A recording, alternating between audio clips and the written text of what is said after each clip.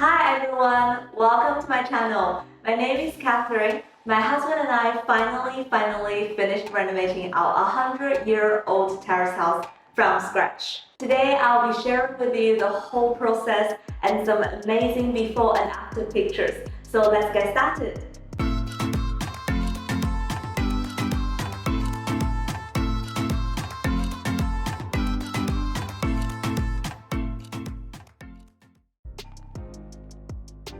After nearly a year of house hunting in London, my then boyfriend and now husband and I bought a very old traditional Victorian house in southwest London.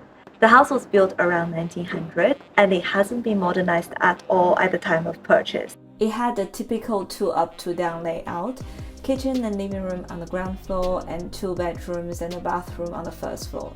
That was it. There was no extension, no loft conversion, and the interior decorations of this house was super outdated, which made me wanna cry. Anyways, before we started our work in late 2020, here are some before pictures of our back garden, rear of the house, living room, bathroom, and our staircases.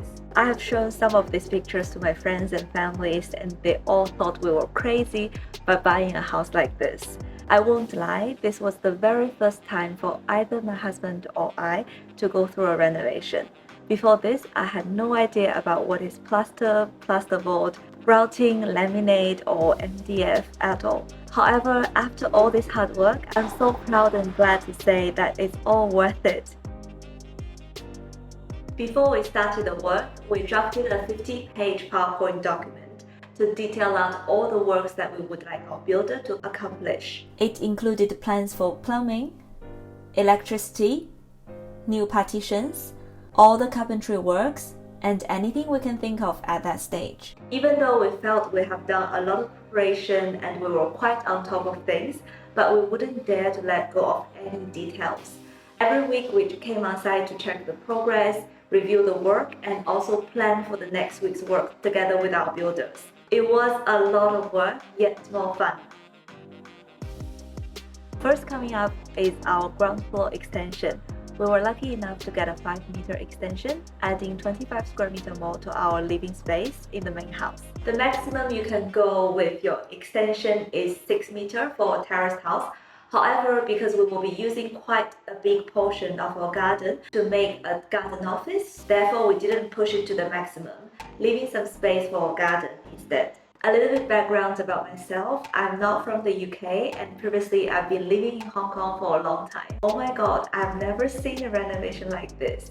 This was not a renovation, it was a proper construction. Digging the foundation, cementing, bricklaying, and installing new beams. My goodness, for someone who spent most of her life in condos, this was too much. Lucky enough, having spent a few years in the UK, I know the importance of natural lights.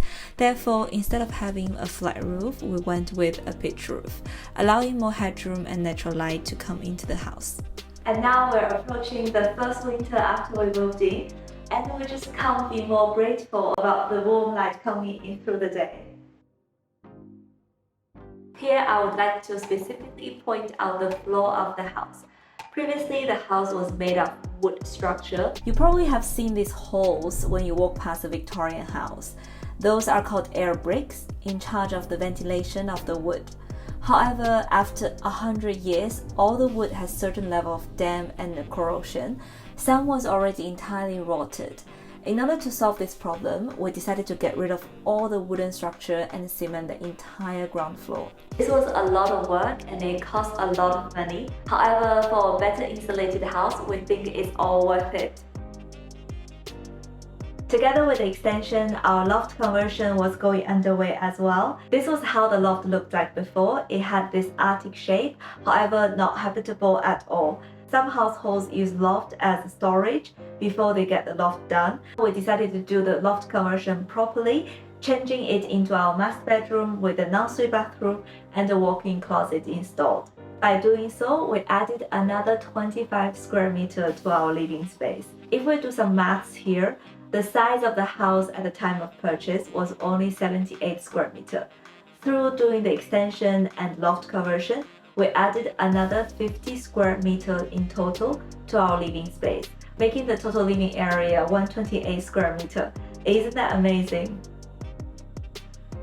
Another thing worth mentioning is lighting and electricity. It can be tricky. We consulted several electricity designers, but in the end, we just couldn't bear the cost. Therefore, my husband threw out his artistic idea, together with some deep discussion with our builder.